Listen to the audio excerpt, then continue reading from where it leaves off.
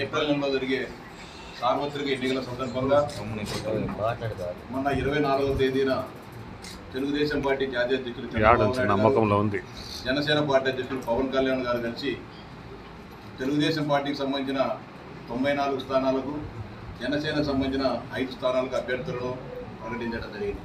ఈ సందర్భంగా చిత్తూరు నియోజకవర్గ తెలుగుదేశం పార్టీ జనసేన అభ్యర్థిగా గురిజాల జగన్మోహన్ గారిని 2 పార్టీల అధినాయకులు కలిసి ఎంపిక చేయడం జరిగింది.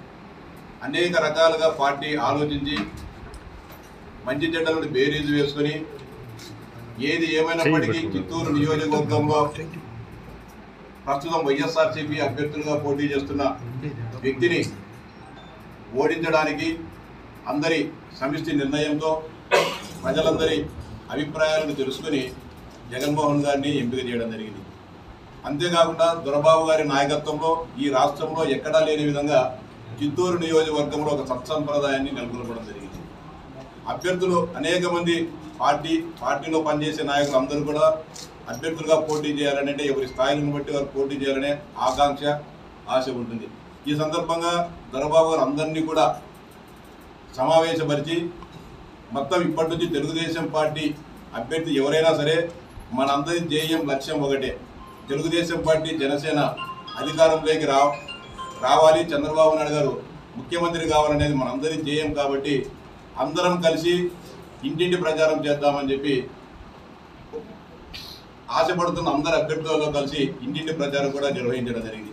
ఆ సందర్భంగా ఆ రోజే దొరబాబు గారు అందరికీ కూడా స్పష్టంగా చెప్పడం జరిగింది, ఎవరు అభ్యర్థి అయినా సరే అభ్యర్థిత్వాన్ని ఆశిస్తున్న సిఆర్ రాజన్ గారు కానీ, లేకపోతే బాలాజీ గారు కానీ, జగన్ గారు కానీ, హేమలత గారు కానీ, చంద్రప్రకాష్ గారు కానీ, లేకుంటే తేజేశ్వరి గారి, వీళ్ళందరికీ కూడా ఆయన స్పష్టంగా చెప్పడం జరిగింది.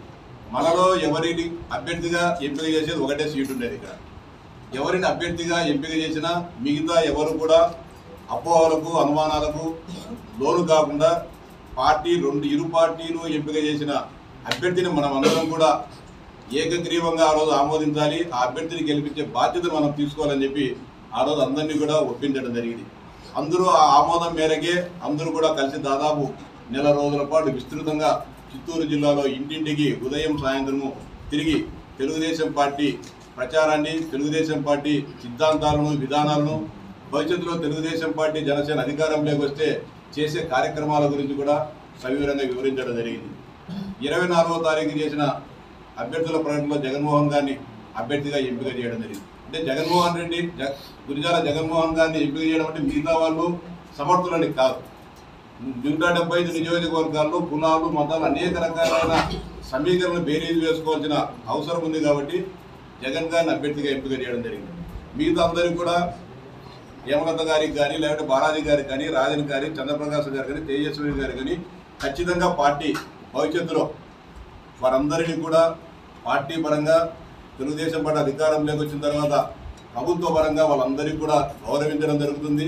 సమున్నత స్థానాల్లో వారందరినీ కూడా కూర్చోబెట్టడం జరుగుతుందని చెప్పి చంద్రబాబు గారు చెప్పడం జరిగింది. ఆ మేరకు చంద్రబాబు గారి ప్రతినిధిగా నేను వీళ్ళందరితో కూడా మాట్లాడి చంద్రబాబు గారు చెప్పిన విషయాలన్నింటిని కూడా వీళ్ళందరూ కూడా వివరించడం జరిగింది.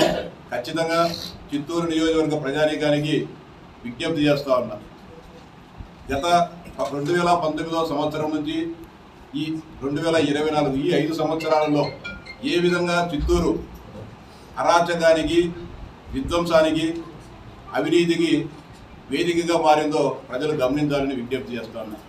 గతంలో తెలుగుదేశం పార్టీ అధికారంలో ఉన్నప్పుడు చిత్తూరు పట్టణం ఏ విధంగా ఎంత ప్రశాంతంగా శాంతియుత చిత్తూరుగా నెలకొని ఉండేదో, ఇప్పుడు ఎంత అశాంతియుతంగా తయారైందో చిత్తూరు నియోజకవర్గ ప్రజలు ఆలోచించి జరగబోయే ఎన్నికల్లో ఒక చారిత్రాత్మక తీర్పు ఇవ్వాలని చెప్పి విజ్ఞప్తి చేస్తూ ఉన్నా. ఇప్పుడు వైఎస్ఆర్సీపీకి పోటీ చేస్తున్న అభ్యర్థి ఎలాంటి వాడు, తెలుగుదేశం పార్టీ తరఫున పోటీ చేస్తున్న అభ్యర్థి ఎలాంటి వ్యక్తో ఒకసారి ఆలోచించాలని చెప్పి విజ్ఞప్తి చేస్తున్నా. 100 కేసులు, ఎర్రచందనం ఒక స్మగ్లర్ను తీసుకొని వచ్చి ఈ చిత్తూరు పట్టణంలో పోటీ చేయిస్తున్నారంటే జగన్మోహన్ రెడ్డి గారు ఈ సమాజానికి ఏ సందేశం ఇస్తున్నారో ఒకసారి మేధావుల ప్రజానీకం ఆలోచించాల్సిన అవసరం ఉంది. అంటే భవిష్యత్తులో చిత్తూరు పట్టణంలో ఒక స్మగ్లింగ్ కేంద్రంగా, అరాచకానికి కేంద్రంగా తీర్చిదిద్దాలనే ఒక ఆలోచనతో జగన్మోహన్ రెడ్డి గారు ఆయన పుట్టా ఉన్నారు. వీటన్నిటిని కూడా పారద్రోలాలంటే విజ్ఞులైన చిత్తూరు జిల్లా ప్రజానీకం ఒక మంచి తీర్పు ఇవ్వాల్సిన అవసరం ఎంతైనా ఉంది.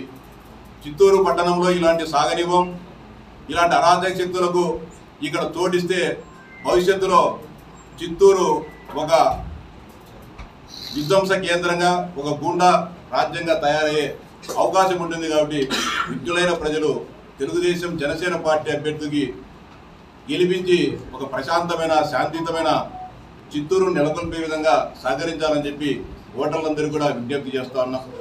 ఈరోజు సాయంత్రం నుంచి అందరూ కూడా, మా నాయకులందరూ కూడా కలిసికట్టుగా జగన్మోహన్ గారి విజయం కోసం అందరూ కూడా కృషి చేయడం జరుగుతుంది.